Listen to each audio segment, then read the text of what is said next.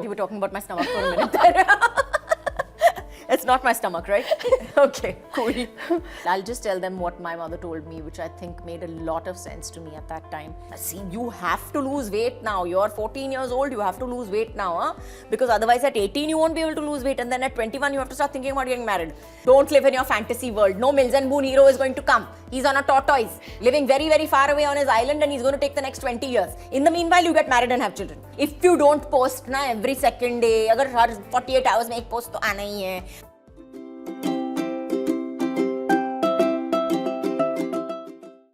So Kajol, this will be your first web series. Yes. And long format storytelling.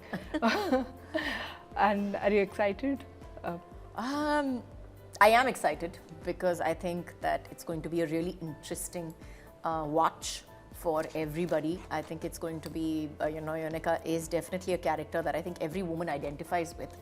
Everybody who has a family and has been married, or women in general, I think, always know that, know what it means that to do something when it needs to be done, even if it's against popular opinion or against popular ethics or whatever. They always know that when, this thing comes down to, when you get down to the brass tacks, you will always do what needs to be done for the family, for your children, for, all the things that are necessary to get done. And that's pretty much Noyonika's character. And, considering what all she's facing with her husband and whatever, it's just the way the society looks at her. And that changes her entire life completely and shakes her up. So I think everybody will kind of understand where she's coming from, at least. What level did you say yes after seeing the script, or when it was midway? And what did you then contribute to it? Well, I said yes as soon as I heard the script. Suparn came to narrate the film to me, and I'd heard the Hindi adaptation and I loved it, and I said yes to it. And of course then, we had to do a lot of character development, and contribution comes from everybody. Really, we all contribute to it. I never feel that a film is only one person's contribution, or it's never only the writer or only the director or only the actor who makes the film. So it's everybody put together. We all sit over there every day, brainstorm and make everyone better so that we can all shine a little more. I was going over some reviews when Good Wife was being telecast, and a lot of the critics then called it one of the best. In fact, some even said the greatest drama. Last drama. Yeah. So, do you think those elements are going to be retained in this show? It's definitely a show that will kind of make you realize that we're all human. That there is no black and white.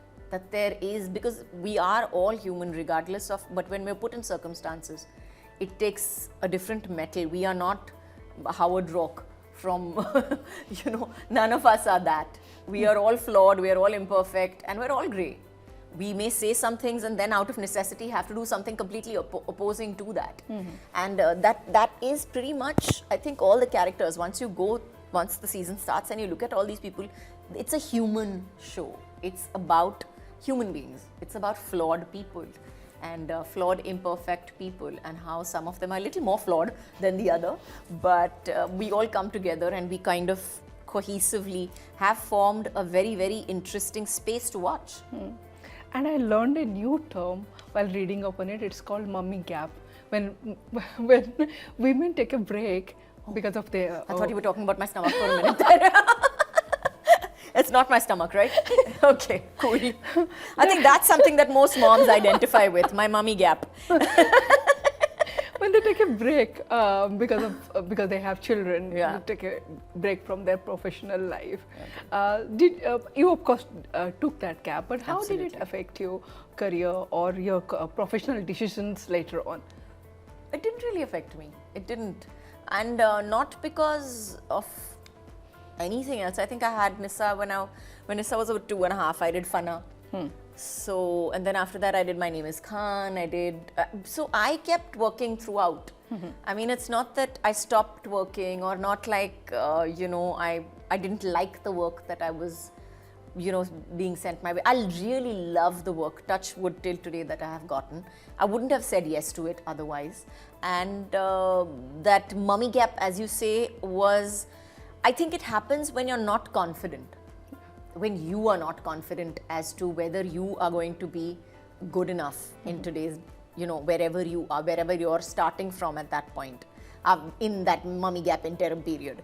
But I was pretty confident. I didn't have that insecurity that, oh, what's going to happen and what will it be like when I come in front of the camera, and I really didn't have that. But also some women, like a section of the women also don't have the support system. Absolutely, absolutely. I totally agree with that. And yes, it is difficult for them, but I'll just tell them what my mother told me, which I think made a lot of sense to me at that time. Didn't make a lot of sense to me at that time, but it made a lot of sense to me once I became a mom, was that she was like, quality over quantity. Remember that, quality over quantity. The 6 hours that I spend with you or over the weekend, and they're all yours, I don't look at anything else. I don't go anywhere else. I'm spending all that time with you. I'm devoting it to you. So remember that, even if you don't see me Monday to Friday, but Saturday and Sunday are yours. I promise you, they're all yours and they belong all to you. And we never felt unloved. We never felt like, my sister and me, I'm discussing, we never felt like, oh, she was not there for our lives, or that we never saw her, nothing like that. I mean, my mother has put down the ground rules for us as children and raised us and we have grown up with her values, her ethics, her morals taught to us very, very strongly with the back of her hand 90% of the time. So so like I said, I mean, like as mothers, we feel the guilt, definitely. I mean, the fact that I'm not there, my son has holidays today and he's at home and he's going out with his friends or whatever, but I'm not there. That still makes me feel like there is that little sense of guilt that I'm not there to organize his life and to, send him off here and send him off there and make sure that he's eaten or whatever.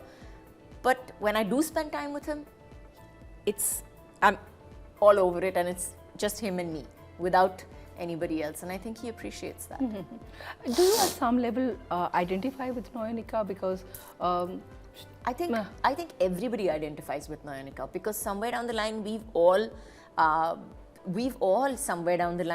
know what it takes as women, because we're taught from the time that we're kids that you will eventually have to be a wife, you will eventually have to be a mother. Whether we choose at a later stage to be one or not is up to us, but as children we grow up in a society that says that these are going to be your roles in the future. You want to be a mother later, now eat now. You want to see, you have to lose weight now. You're 14 years old, you have to lose weight now, because otherwise at 18 you won't be able to lose weight, and then at 21 you have to start thinking about getting married. So I mean, this is what we kind of grow up with. So we all have these very fixed ideas about what we are going to be. And so when Noyonika comes on screen, there is something that women are, I don't know, we are taught to be practical. We are taught to be realists and not don't live in your fantasy world. No Mills and Boon hero is going to come. He's on a tortoise, living very, very far away on his island, and he's going to take the next 20 years. In the meanwhile, you get married and have children. So that is the Indian societal thinking, So we've been taught that, and that's where we come from. So how can and Noyonika is pretty much that. She's a realist, and she's very, very, like she says at one point, she looks at him and she says, मैं अभी सबूत पे विश्वास करती हूँ. I don't believe in good wishes and all this anymore. Now you have to prove to me. If you're saying that you love me and if you're saying whatever, you have to prove it to me. I will not believe it without proof. So, choosing your projects, do you also follow that rule, quality over quantity? Definitely. No two ways about it. It's been my mantra throughout my life. Quality over quantity. Even as far as my children are concerned, I only had 2. Quality over quantity. So anything like now that they have grown up, are we going to see you more on screen? I hope so. I hope so. I do have a little more time, and I feel a little less guilty about going to, taking that time out and going to work. They do need me less as well. So there is that, and I hope so. Touch wood. And you seem to, your sense of humor reflects in your social media. So you put all the captions, everything Yes, yes, I do. And like I said, I have to enjoy it. I wouldn't be on social media if I didn't enjoy it, at least up to a certain point.